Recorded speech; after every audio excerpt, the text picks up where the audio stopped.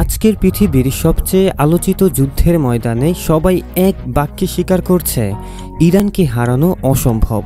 কিন্তু কেন? বিশ্বের সবচাইতে শক্তিশালী মিলিটারি অ্যালায়েন্সও যেখানে বারবার করে থেমে যাচ্ছে, ইরান কী এমন গোপন শক্তি ব্যবহার করছে? আজ আমরা জানব কিসের জোরে ইরান এই কঠিন যুদ্ধেও দাঁড়িয়ে আছে। আপনাকে স্বাগত অজানাতে। আজ আমরা নিয়ে এসেছি যুদ্ধের ময়দান থেকে অজানা সব তথ্য আর বিশ্লেষণ। চলুন শুরু করি আমাদের আজকের ভ্রমণ।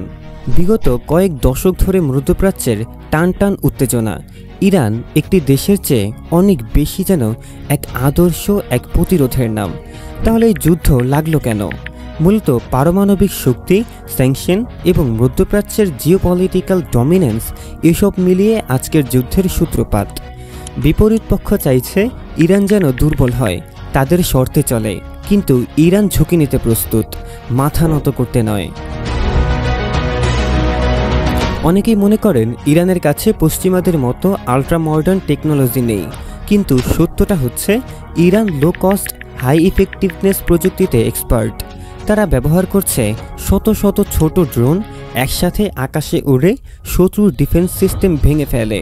ইরানের নিজস্বভাবে তৈরি ফাতেহ, কিয়াম এবং জুলফিকার মিসাইল এখন শত্রুর আতঙ্ক। ইরান তাদের সিগন্যাল জ্যামার এবং সাইবার অ্যাটাকের জন্য বিখ্যাত। ইরান সরাসরি যুদ্ধ না করেও বিভিন্ন দেশের স্থানীয় বাহিনী, প্রক্সি গ্রুপ ব্যবহার করে ফ্রন্টলাইন শক্তি বাড়িয়ে দেয়। তাদের মিসাইল ও অস্ত্রের স্টোরেজ বিশাল পাহাড় বা মাটির নিচে, তাই সহজেই টার্গেট করা যায় না। একটা গোপন তথ্য বলি, ইরান অ্যান্টিশিপ মিসাইল দিয়ে পার্সিয়ান গলফ পুরোটা নিজেদের কন্ট্রোলে রাখে, যাতে ওয়েস্টার্ন ফোর্সের নৌবহর সহজে ঢুকতে না পারে। প্রথাগত যুদ্ধের বাহিরেও ইরান অ্যাসমোট্রিক্যাল ওয়ারফেয়ারের ভীষণ দক্ষ। এই যুদ্ধের ধরন একেবারেই আলাদা। ছোট ছোট হামলা, বিচ্ছিন্ন আক্রমণ, গেরিলা স্টাইল, স্মার্ট মাইন্ড, আইডিটি রাতের অন্ধকারে হঠাৎ আক্রমণ, দ্রুত স্থান পরিবর্তন। সবচেয়ে বড় কথা, ইরানের সেনারা শুধু পেশাদার সৈনিকই নয়, অনেক সাধারণ নাগরিকও জাতীয় বিপদের সময় সৈনিক হয়ে ওঠে। পুরো সমাজটাই যেন একটা রেজিস্ট্যান্স ফোর্স। প্রশ্ন আসতেই পারে, ইরানকে হারানো এত কঠিন কেন? এর পেছনে রয়েছে তিনটি বড় কারণ। নাম্বার 1, ইরানের ভৌগোলিক অবস্থান। বিশাল পাহাড়, মরুভূমি আর ল্যাভেরিন্থের মতো শহর বাইরের কোনো আর্মির জন্য খুবই চ্যালেঞ্জিং। নাম্বার 2, ইরান নিজেরাই অস্ত্র, মিসাইল, ড্রোন তৈরি করতে পারে। সাপ্লাই লাইন বন্ধ করলেও সহজেই থামানো যায় না। নাম্বার 3, দেশের বেশিরভাগ মানুষ দেশপ্রেম, ধর্মীয় বিশ্বাস এবং ইতিহাসের কারণে শেষ পর্যন্ত লড়ে যেতে প্রস্তুত। আর এজন্যই হয়তো মিলিটারি এক্সপার্টরা বলেন, you can bomb Iran but you can not defeat Iran. বর্তমানে যুদ্ধের ময়দানে অবস্থার টানটান। কখনো কখনো এক একটা হামলা ওয়েস্টের শক্তিশালী ডিফেন্সও ভেঙে দিচ্ছে। বিশ্ব মিডিয়া জানাচ্ছে ইরান তাদের নেভাল ড্রোন, সাইবার অ্যাটাক ও গোপন টানেল ব্যবহার করে অপ্রত্যাশিত আঘাত দিচ্ছে। কেউ কেউ বলছে ইরান অনেক আগে থেকেই এই যুদ্ধের জন্য প্রস্তুত ছিল। মজবুত পরিকল্পনা, নিজস্ব শক্তি শনাক্তকরণ নেটওয়ার্ক এবং লোকাল ইনফরমেশন সিস্টেম।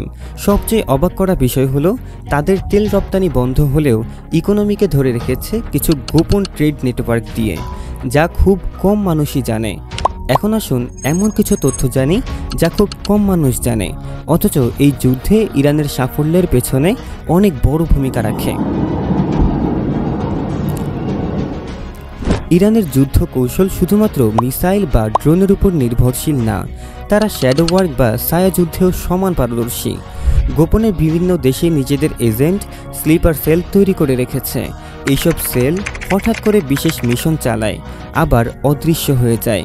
অনেক ক্ষেত্রে পশ্চিমা দেশের বিশেষ বাহিনী খুঁজেও পায় না কোথা থেকে কিভাবে এসব আক্রমণ আসছে।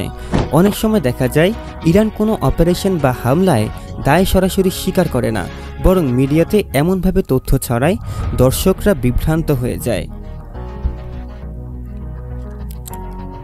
কে আসল শত্রু, কে মিত্র? ইরান তাদের নতুন অস্ত্র বা টেকনোলজির কথা কখনো আগে থেকে প্রকাশ করে না। হঠাৎ ব্যাটেল ফিল্ডে নতুন কোনো ড্রোন, সুপারফাস্ট মিসাইল বা অজানা অস্ত্র দেখা যায়, সবাই তখন চমকে ওঠে। একবার গলফ অঞ্চলে একটি অয়েল ট্যাঙ্কার আক্রমণের ঘটনা ঘটেছিল। পরবর্তী তদন্তে দেখা যায় সেখানে ব্যবহার হয়েছিল স্টেকড আন্ডার ওয়াটার ড্রোন, এমন প্রযুক্তি যার কথা তখনও বিশ্বের বেশিরভাগ দেশই জানত না। শুধুমাত্র যুদ্ধক্ষেত্রেই না, ইরান সাইকোলজিক্যাল ওয়ারফেয়ারেও এগিয়ে। তারা জানে প্রতিপক্ষের মনোবল ভেঙে দিতে হলে শুধু গোলা বারুদ নয়, তথ্য, গুজব, ভিডিও, এমনকি ফেসবুক বা সোশ্যাল মিডিয়াতেও পরিকল্পিতভাবে কন্টেন্ট ছড়ানো দরকার। এটা অনেক সময় সরাসরি যুদ্ধ থেকেও বেশি কার্যকর। বিশেষজ্ঞরা বলেন, আজকের যুদ্ধ শুধু ময়দানে না, মাইন্ড গেমেও জয়ী হতে হয়। ইরান তাদের অর্থনৈতিক যুদ্ধেও চালাক। বিশ্ব যখন মনে করে ইরান একেবারে ব্লকড, তখন তারা গোপনে চায়না, রাশিয়া, এমনকি ইউরোপের কিছু ব্যবসায়ীর সাথেও গোপন চুক্তি করে নেয়। তারা নিজেদের ভেতর এমন প্যারালাল ইকোনমি গড়ে তুলেছে যেটা প্রয়োজনে দুর্যোগেও দেশটাকে টিকিয়ে রাখতে পারে। তবে সবচেয়ে রহস্যময়, ইরান সবসময় এমন কিছু রিজার্ভ ফোর্স, গোপন প্রযুক্তি বা অপ্রত্যাশিত শক্তি রেখে দেয় যা কেবলমাত্র শেষ মুহূর্তে ব্যবহার করে।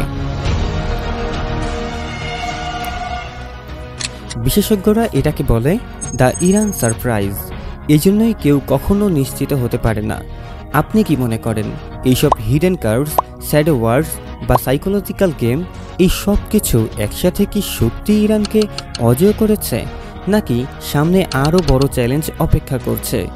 আপনার মতামত কমেন্টে অবশ্যই জানাবেন। ভিডিওটি ভালো লাগলে লাইক দিবেন, শেয়ার করবেন আর অবশ্যই সাবস্ক্রাইব করে